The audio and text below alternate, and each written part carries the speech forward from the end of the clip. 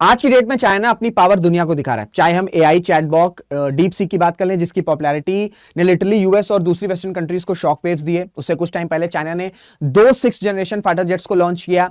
फिर खबर यह आई कि चाइना प्लान कर रहा है साल 2026 तक में 1 मिलियन ड्रोन्स वो एक्वायर करेगा, जो कि आर्टिफिशियल इंटेलिजेंस बैक्ड होंगे। और अब खबर यह आ रही है कि शायद चाइना दुनिया की largest nuclear fusion research centre बना रहा है। ये जो न्यूज है ये कंफर्म करी है अमेरिका की स्पाई सैटेलाइट्स ने।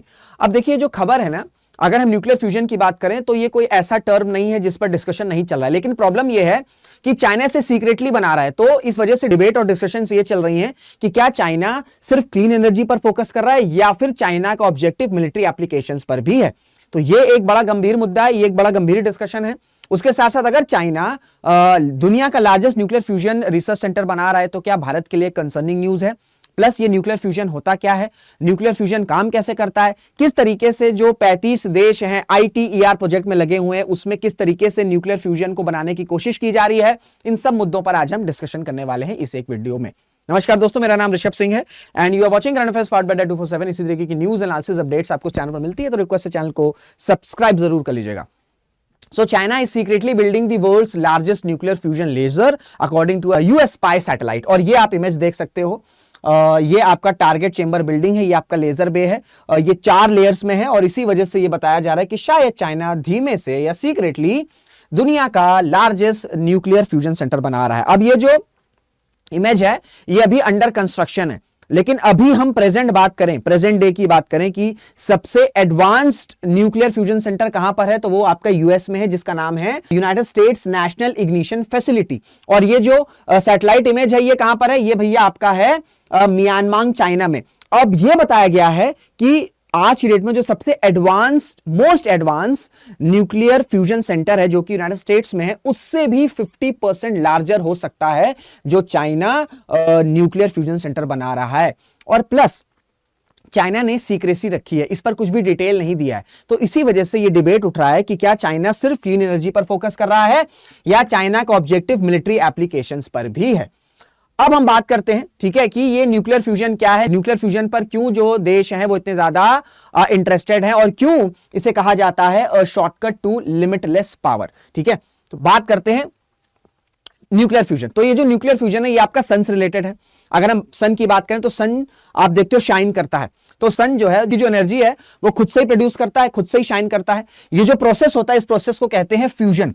अब ये जो फ्यूजन होता है, ठीक है, ये इतना मैसिव होता है, ठीक है, जो प्रोसेस है कि जो सूरज है ये अपनी खुद एनर्जी प्रोड्यूस कर रहा है फिर शाइन कर रहा है, ये प्रोसेस इतना मैसिव होता है जिसे हम फ्यूजन कहते हैं। तो इससे क्या होता है कि जो एटम्स होते हैं वो इस मैसिव प्रोसेस को हैंडल नहीं कर पाते, इस मैसिव प्रोसेस को हैंडल नहीं कर पाते हैं, जिसकी वजह से एटम में जो इलेक्ट्रॉन्स होते हैं ना, एटम्स के जो इलेक्ट्रॉन्स होते हैं, एटम्स उनको हैंडल नहीं कर पाता है। और इससे क्या होता है कि आपस में जो इलेक्ट्रॉन्स हैं और जो ये जो न्यूक्लियाई हैं ये आपस में डाइवर्ट होने लगते हैं। ठीक है, डाइवर्ट होने लगते हैं और ये जो डाइवर्जन हो रहा है या जो इधर उधर वो जा रहे हैं, ठीक है, डाइवर्ट कर रहे हैं, कोलाइड कर रहे हैं, इससे क्या क्रिएट होता है, प्लाज्मा। अब ये जो प्लाज्मा है भाई, ये जो प्लाज्मा है ना, इसका भी टेम्परेचर धीरे धीरे बहुत मैसिव होने लगता है, क्योंकि एक तो ऑलरेडी ये जो फ्यूजन का प्रोसेस है ये बहुत मैसिव है। एटम्स जो है वो न्यूक्लियस और इलेक्ट्रॉन को हैंडल नहीं कर पा रहे हैं, तो ये न्यूक्लियस, ये जो न्यूक्लियाई है, जो इलेक्ट्रॉन्स है, ये फ्यूज होने लगते हैं। ठीक है, ये फ्यूज होने लगते हैं। अब ये जब फ्यूज होने लगते हैं तो इनकी एनर्जी बहुत ज्यादा मैसिव, बहुत ज्यादा टेम्परेचर बढ़ने लगती है और यहां पर सन का रोल आ जाता है। अगर हम सन की बात करें तो सन में आपने सुना होगा कोर।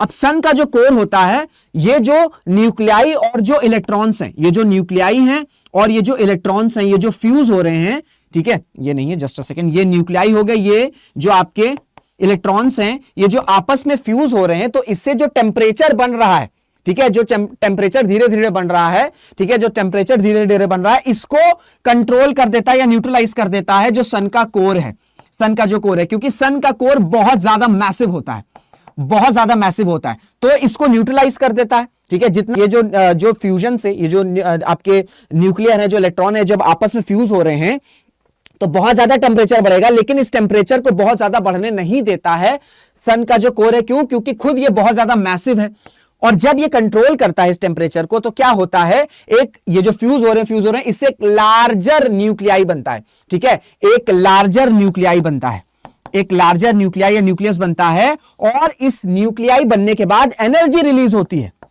एनर्जी रिलीज होती है और इस एनर्जी को हम कहते हैं आपका फ्यूजन। समझ में आया? मैं फिर से एक बार रिपीट कर देता हूं भाई। देखो क्या होता है कि सूरज है, आपने सूरज को देखा होगा, सूरज की जो एनर्जी है वो खुद ही प्रोड्यूस करता है, खुद ही शाइन करता है। इस प्रोसेस को हम कहते हैं फ्यूजन।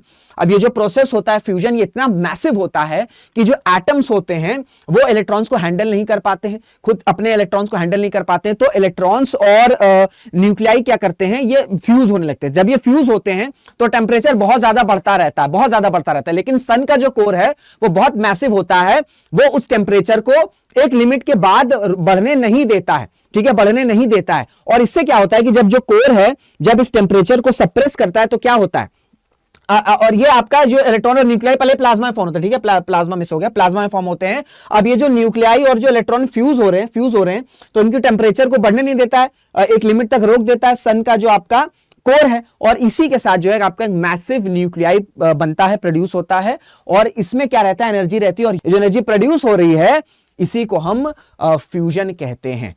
अब ये जो एनर्जी प्रोड्यूस हुई, ये जो लार्ज न्यूक्लियाई बना और ये जो एनर्जी प्रोड्यूस हुई बहुत ही क्लीन होती है, प्योर होती है, ठीक है, क्लीन होती है, प्योर होती है। इसी वजह से न्यूक्लियर फ्यूजन को क्या बोला जाता है कि एनर्जी प्योर भी है, क्लीन भी है और ये मैसिव अमाउंट में एनर्जी निकलती है जो कि आने वाले समय में पूरी दुनिया की एनर्जी नीड्स को फुलफिल कर सकती है। लेकिन समस्या ये है कि ये सारी चीजें कहां हो रही हैं, ये सारी चीजें भैया सन में हो रही हैं, सन पर।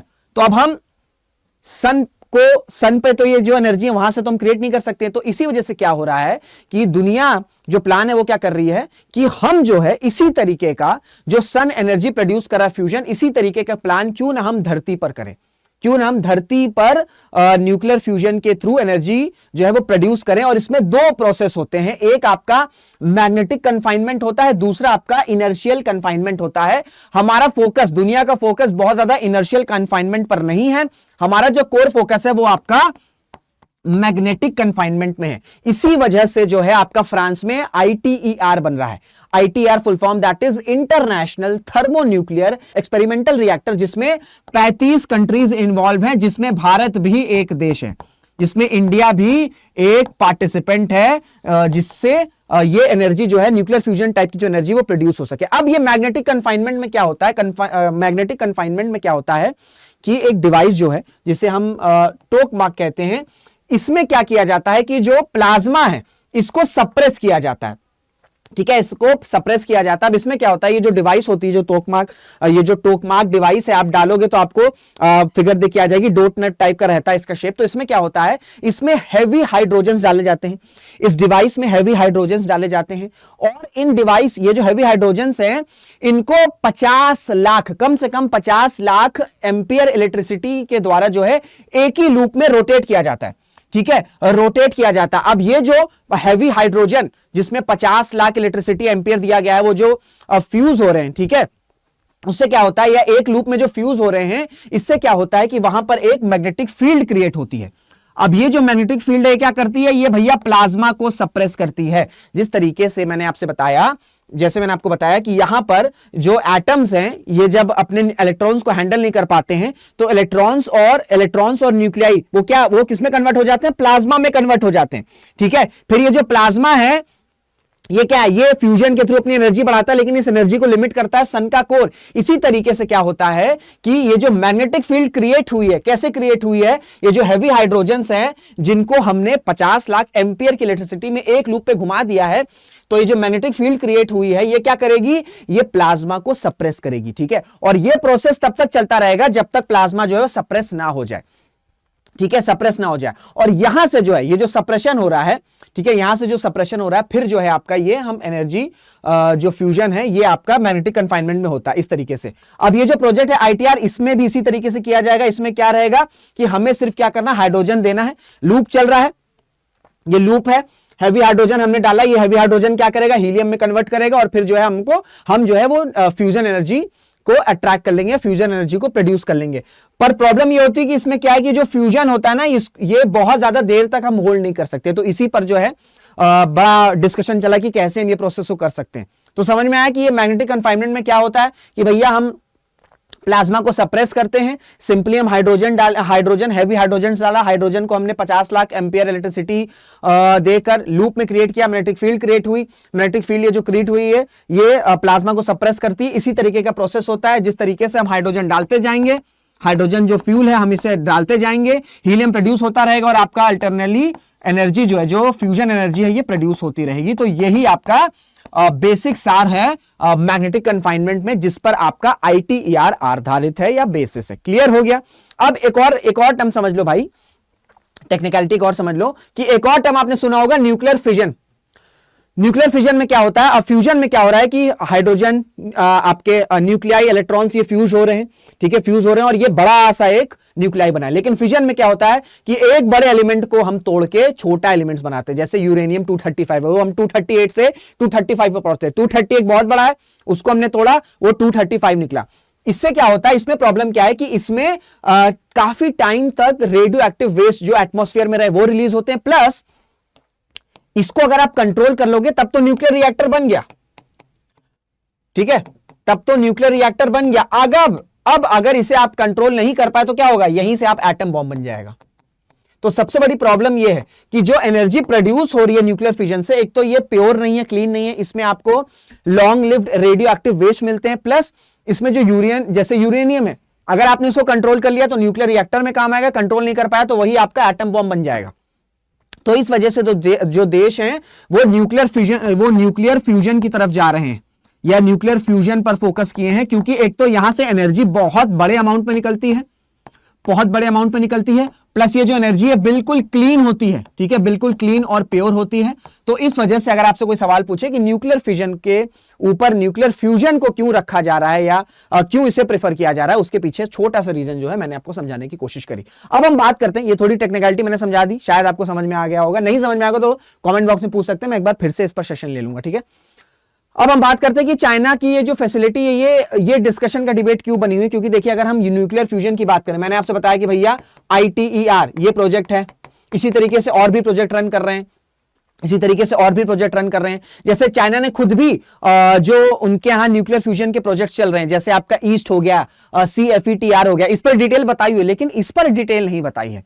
तो इस वजह से ये बताया जा रहा है कि शायद, और स्पेकुलेशन हो गया है कि शायद एनर्जी के साथ साथ जो चाइना है वो मिलिट्री एप्लीकेशंस को भी शायद न्यूक्लियर फ्यूजन ये जो लैब बन रही है इसमें कर सकता है। क्योंकि अगर हम बात करें ये जो आपका न्यूक्लियर फ्यूजन है ना, ये आपके न्यूक्लियर वेपन्स में भी काफी काम करता है। और अगर हम न्यूक्लियर वेपन्स की बात करें तो ये बैन है अंडर आपका comprehensive nuclear test ban treaty, जिसे हम CTBT कहते हैं। तो ये जो पावरफुल लेजर्स होते हैं ना, ये जो पावरफुल लेजर्स हैं, ये क्या करते हैं, इससे साइंटिस्ट क्या करते हैं कि अपने न्यूक्लियर टेस्ट कर लेते हैं और बहुत ज्यादा एक्सप्लोजन्स भी नहीं होते, ठीक है, without actually setting of N explosion. अब जैसे अगर आप न्यूक्लियर टेस्ट कर रहे हो तो ऐसे ही आपने न्यूक्लियर टेस्ट किया, वो एक्सप्लोजन होगा तो पता चल जाएगा, सैटेलाइट वगैरह पर आ जाएगा। लेकिन ये जो रिसर्च लैब है यहां पर क्या हो सकता है कि जो साइंटिस्ट हैं वो न्यूक्लियर टेस्ट कर सकते हैं और एक्सप्लोजन भी नहीं आएगा। और इसी वजह से ये जो सीक्रेट बनाया गया है, ये जो सीक्रेट किया गया है चाइना के द्वारा कि भाई हम बता नहीं रहे, ज्यादा डिटेल नहीं दी गई है, प्लस इसका इस तरीके से साइंटिस्ट टेस्ट भी कर सकते हैं, दैट्स व्हाई ये एक डिबेट बना है, स्पेकुलेशन बनी है कि क्या मिलिट्री एप्लीकेशंस को भी चाइना जो है वो देखने की कोशिश कर रहा है with this largest nuclear fusion research centre. और अगर ये सच बात होती है तो फिर आप समझ लो कि एक और आर्म्स रेस शुरू हो जाएगी। और ये आर्म्स रेस किसकी होगी? ये आर्म्स रेस होगी टेक्नोलॉजी की। और इसमें टेक्नोलॉजी क्या होगा? एनर्जी, आपका न्यूक्लियर फ्यूजन रिसर्च सेंटर, ठीक है, अगर ये बात सच होती है तो। इसी वजह से जो है ये थोड़ा सा डिबेट चल रहा है या डिस्कशन चल रहा है। अब भारत के लिए क्या कंसर्निंग न्यूज है, देखिए अब मैं आपको कुछ डेटा के थ्रू बताता हूं। अगर हम चाइना की न्यूक्लियर कैपेबिलिटीज की बात करें तो ये बहुत तेजी से बढ़ रहा है कंपेयर टू हमारा भारत, ठीक है। जैसे अगर हम चाइना के आर्सेनल्स की बात करें तो ये आपके 410 न्यूक्लियर वॉरहेड थे जनवरी 2023 में, जो कि अब बताए जा रहे हैं जनवरी 2024 में सिर्फ एक साल में ही ये 410 से चाइना के पास अब वो 500 हो चुके हैं, 500 जो है वो वॉरहेड्स हो चुके हैं। वहीं अगर हम इंडिया की बात करें तो भारत के पास अभी 172 के अराउंड है। फिर अगर हम न्यू न्यूक्लियर फ्यूजन फैसिलिटी की बात करें, ठीक है, तो इसमें भी इससे क्या होगा, ये जो नया न्यूक्लियर फ्यूजन, मैंने आपसे बताया कि जो न्यूक्लियर टेस्ट हैं ये विदाउट एक्सप्लोजन भी हो सकते हैं, तो बहुत ज्यादा लोगों को पता भी ना चले। तो ये तो नंबर हम सबको पता है, लेकिन अब ये जो फ्यूजन बना रहा है चाइना, जो लार्जेस्ट फ्यूजन सेंटर बना रहा है, इसमें अगर वो सीक्रेटली न्यूक्लियर टेस्ट कर भी रहा है तो बहुत ज्यादा एक्सप्लोजन नहीं होंगे, तो ये भी एक चिंता का विषय हो सकता है। ठीक है, प्लस अगर हम बात करें तो चाइना में 55 न्यूक्लियर पावर रिएक्टर्स हैं जो रन कर रहे हैं, वहीं अगर भारत को कंपेयर करें तो वो वहां पर अभी सिर्फ 23 सच रिएक्टर्स हैं। तो इसी वजह से भारत के लिए ये एक बिल्कुल वरी न्यूज है, ठीक है, कंसर्निंग न्यूज है, और इसी वजह से इसे क्लोजली वॉच भी कर रहा है। और अगर ये चीज सच साबित होती है कि चाइना इस दुनिया के लार्जेस्ट न्यूक्लियर फ्यूजन में एनर्जी के अलावा मिलिट्री एप्लीकेशंस, न्यूक्लियर वेपन्स या कुछ भी इस तरीके की टेस्ट कर रहा है, तो ये भारत के लिए कंसर्निंग रहेगा, प्लस एक आर्म्स रेस भी शुरू हो सकती है। तो ये थी पूरी इस न्यूज की एनालिसिस। आई होप आपको सारी चीजें समझ में आई होंगी। कोई डाउट होगा तो अपने डाउट आप कमेंट बॉक्स में मुझसे पूछ सकते हैं। इसी के साथ वीडियो को एंड करते हैं, अब मुलाकात करेंगे आपसे अगले वीडियो में। जय हिंद, जय भारत।